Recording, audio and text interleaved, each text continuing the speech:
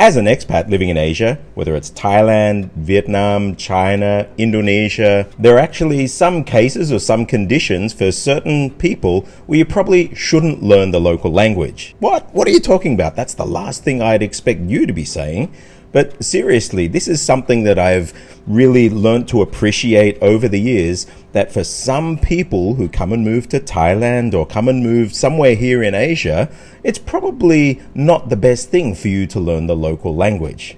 And so in this clip, I'm going to break down 5 reasons why you probably shouldn't learn the local language. Reason number 1, no time. Now, if you're employed to come to work in Thailand and you're a CEO, you're a CFO, you're a CTO, your job is the reason why you're employed to do so. If your job in that position is not directly related to being able to speak at a local level in the language with those people, but your job is involved with other things, focusing on the P&L, driving business, communicating with overseas officers and making sure you're following the global company policy. If you need to run the business, you need to run the business. And learning a language takes time. It's not like you're just going to read a guidebook and be able to go and speak. If you really want to speak the language, well, then you're going to have to invest the time.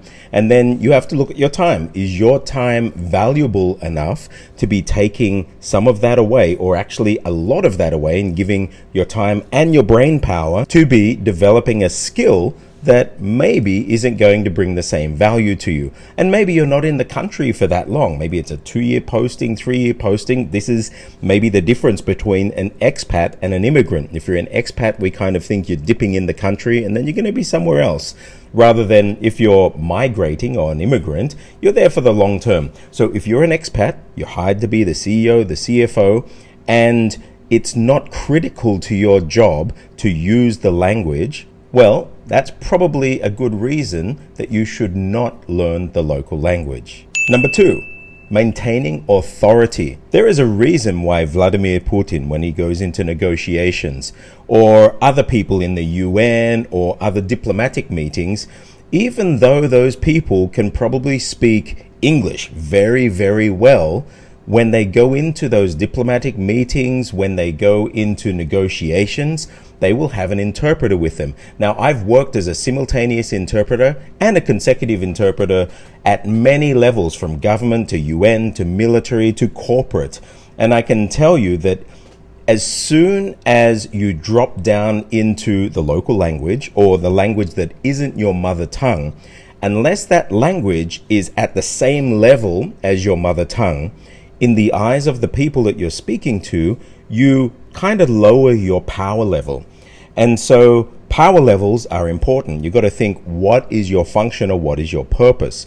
And so, could you imagine if I come and talk to you like that, what you think that is a good idea or not?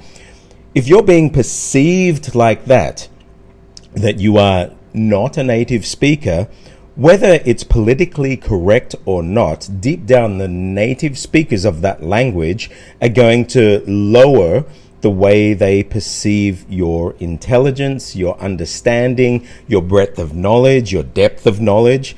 And so in those cases, it definitely is better to speak in your mother tongue and have somebody else that you can put that burden on to communicate it faithfully. Now, this is key, and I'll maybe get into other clips after understanding the interpreting world, because there are many levels of this.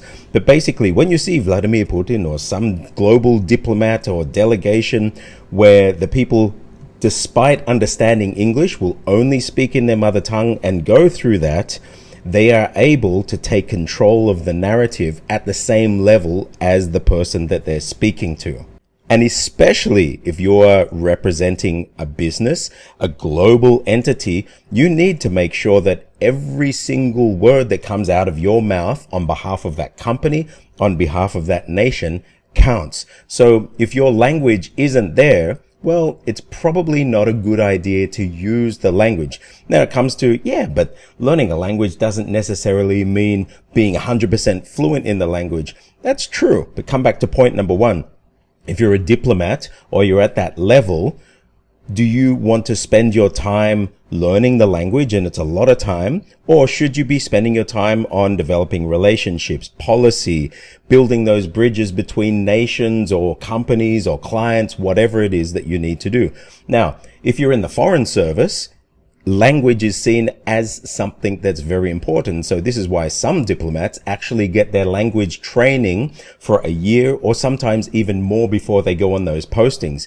But you'll notice even then, when they arrive, despite having the highest level of language training, if it comes to an international meeting or a real negotiation, they'll still possibly have interpreters there to work as a go-between between them, because words count. So if words count for you and they really mean something, well then you're probably better off speaking your mother tongue. Number 3, one time where I think it's probably better you not speak the local language, and actually, personally, I just wish you wouldn't, is for people who are proselytizing. Now, when I'm saying this, mainly religion, nothing gets under my skin more when I see religious people coming from other countries, coming into Southeast Asia here, and they're there and some people actually stand on the streets, and you can imagine this is Thailand, a Buddhist nation where nobody gives a crap what you believe, and they're sitting preaching from the streets, fire, hell, damnation to the local people who are just looking, thinking, what the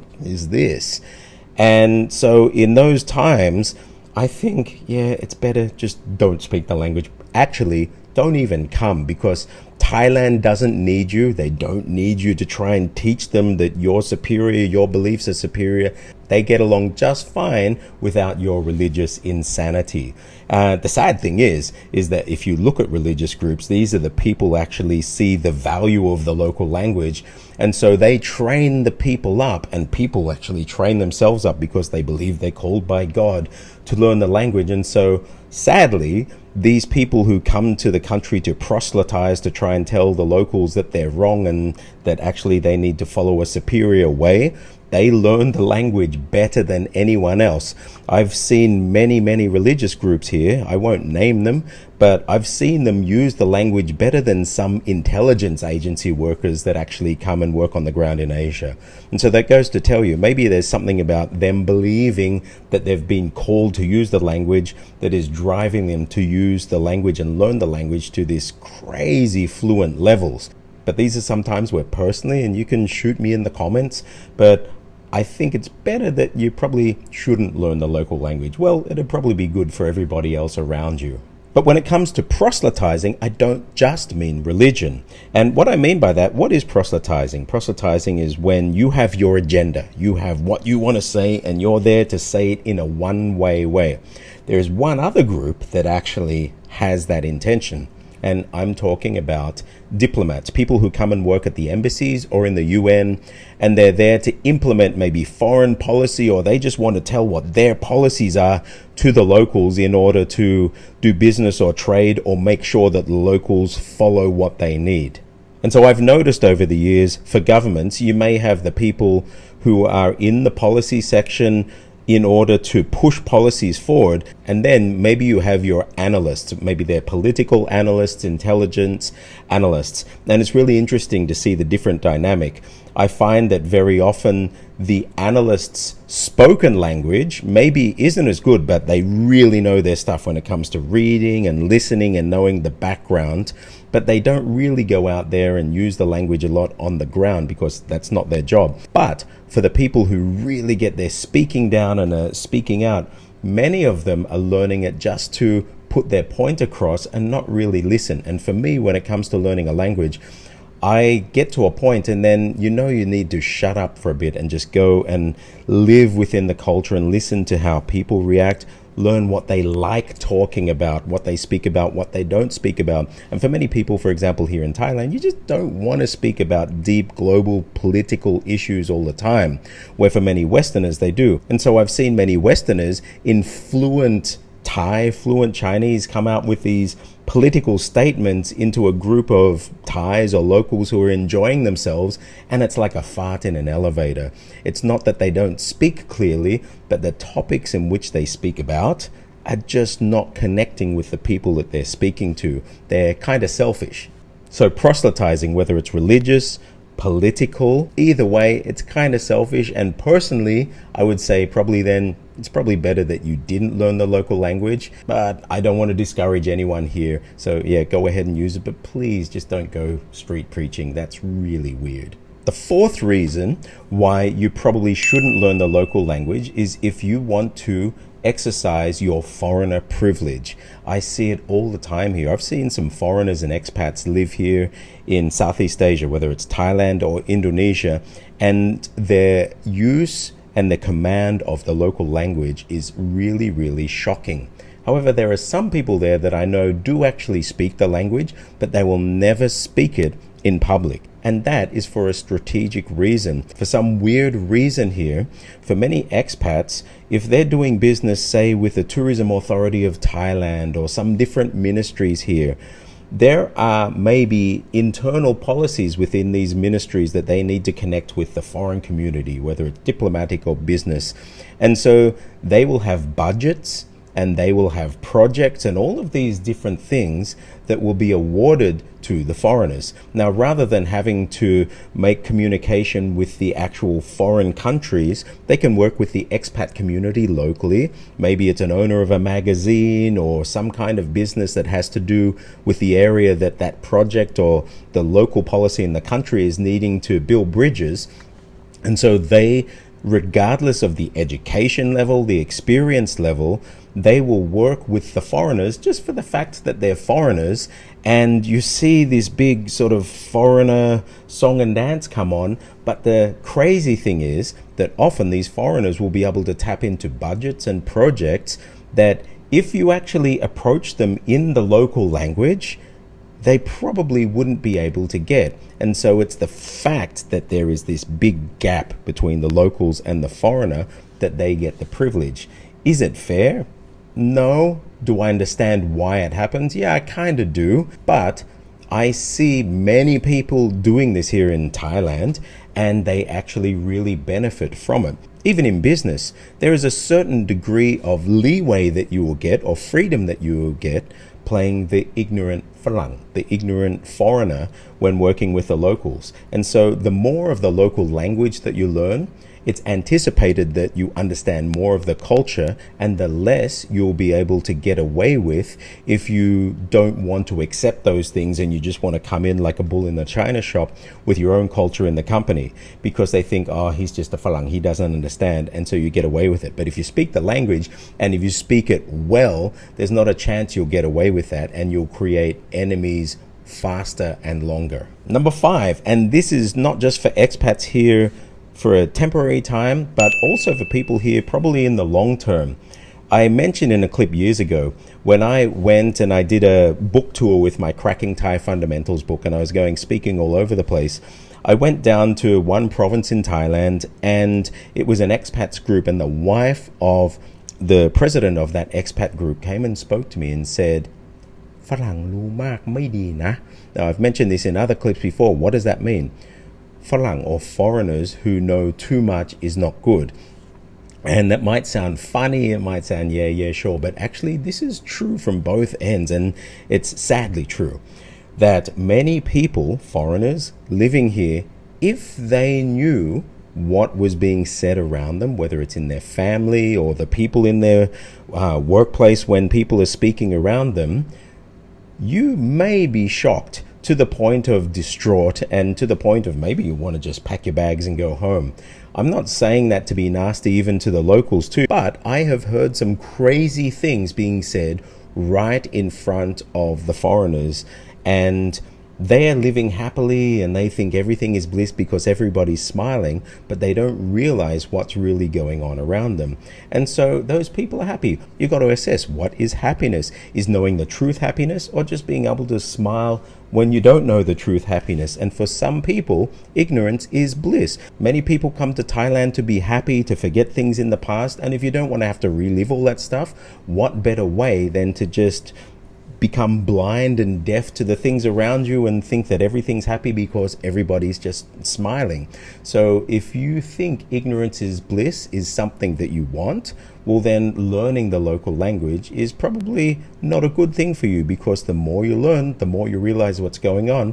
and the more you may be dismayed with the situation around you. It's funny, you know, when I was a kid and I was really getting into learning languages and learning to read and write Chinese, for me, everything was a mystery, and you'd see all of this ancient text or hearing people speak in Chinese dialect, and you're thinking, oh, I want to decipher that. I want to enter into the wisdom of what these people are saying. But when you finally get to the other side and you do understand the languages, you realize whether it's the old wise man in the corner or it's the people in your office, you realize for the most part, people all around the world, regardless of level or regardless of language, usually talk about shit. And so the reality is that you've spent your life investing hundreds and hundreds of hours in this language, learn Chinese, and they realize that the guy in the corner, the wise man, actually was just saying, oops, I think I just farted. Often knowing the local language is just filling your head with information that's actually not really that relevant. So this is a bit of a fun one. Controversial?